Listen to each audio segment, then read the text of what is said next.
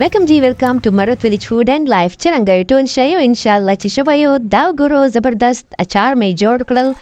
5 منټو چې چرنګ مې جوړ کړل راځو چې تاسو ته ټول ریسیپي تر وښیم دا مې ډبې ته واچوله دا زه اوس فریج چیرده وای ان شاء الله چې دا یو میاشت زه شورم دا ګورو دا مې فرای پانی شه دی چې می شیان نشي دي میساده ودایرا دا مې پیاز گاجر کرتی دینه زه جوړوم اچار تاسو یې نور شیونه جوړوای سو دا مې شي دي میتھی دانا وایری زیرا اسوف یعنی کلوو خو که د میتھی دانې تاسو نه ورچوالو شکې ترخې هوایري یا زیره اکلوو دا چې ګډه سره روسټ کې روسټ مطلب دا چې تاسو فرای پان چې به دا اوس موږ سره کوو نه به غواړي مړي چې شا به نه ورچو بس دا چې لږ کې سره سي یعنې دا مثالې چې پخې سي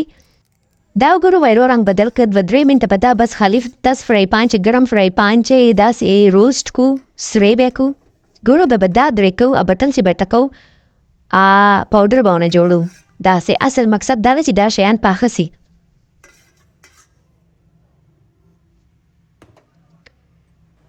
دا ګورو داسې پاوډر ونه جوړسلل بس دا مثاله تیار اسله اچارو والا اوس په ورچو اچارو ته دا کلونجي خو پیژندو که نه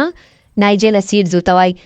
دا مو راچول کلونجي نه علاوه به دا موږ مالګه ورچو توره مالګه ده خو تاسو نوره مالګه ورچوئ سو کاله نمک له دا لږکې تر وسکوني کټایو باندې ادا د سره مرچ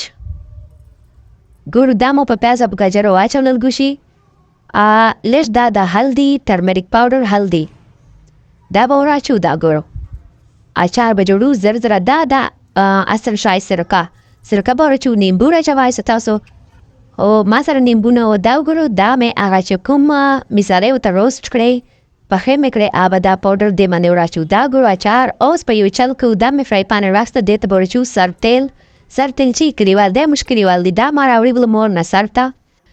اوس مې دې ته اچارو ته وراچول توبه لږ به دا به چې کله ګرم سي پاخه سي سر تیل چې پاخه سي بیا ډېر مزداري بیا هغه خوند ختم سي چې کوم سب تیلو خپل خوند دی دا مې لږ ویري ور واچولل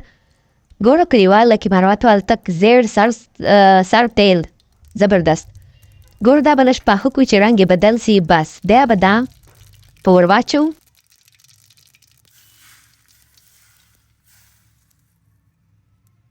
بس دا سلل 5 منټو چې زبردست اچار تیار بس دا چې د کومې ما مثالې ته وشولې دا وترارو کوروالو ته ورته چیږدو لږ وترارو خالي 200 بنوسي انشاءالله به دا ټول زمای بلکې دوبای ډېر دی خرابېږي خو نو دا ګورو ما ورته پخې دي سپینې وریجې تاسو به وایئ بیمارانو والې دي خو ما ته دا دال چاول ډېر زبردست لګي دا مې ته پاخه دي غټ دال پات چڼو پات یعنې که نه دا لاړل اچار واو زبردست بس دا کمبینیشن خو چې یې که نه بریاني کڑائی یا پیزے ورته پرېږدي دومره زبردست دا اچار کوروال صفا کښلي ښه زبردست لګي تروه ترخه یمي کرسپي اچھا دا ګورو زه دا مې ور واچول پلیټ ته دال ورسره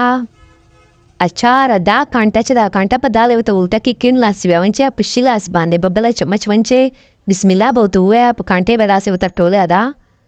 دا ګورو زبردست دا مې لږکې تر وښاله ماډم طریقه موږ لیوانیا ده به ماډرن ته وایي ماډم بس کله کله چیرته دا ستړی هوټل موټل چې ایسار سي یا کنجنت سټایل جګړه وی داسې ورسره کوو ښه دا مې وخوړل خو اوس ګورو زه چمچه کانټه ونهوله کوم په فل مروتوال سټایل دا ګورو دا موټی چې په ډکه سره روښه کې دا له در سره واړه خولې ته ولې ماشاءالله الحمدلله دا ګورو فل اینډ فاینل لوک ښلی دي که نه زبردست شم بهترین اچار دي تا ضرور تاسو کوروالو ته وروښو موږ په چې د کلووال مروت دي دا اچار نه جوړوي خو بازارو ولې جوړوي خو بازار ول مزدار نه لګي هغه درې ورځې ورته ایښي داسې عجیبه غوندې سمیل کوي دا وګوره فل اینډ فاینل لوک ای فل اینډ فاینل لوک اوکې جزاک الله حافظ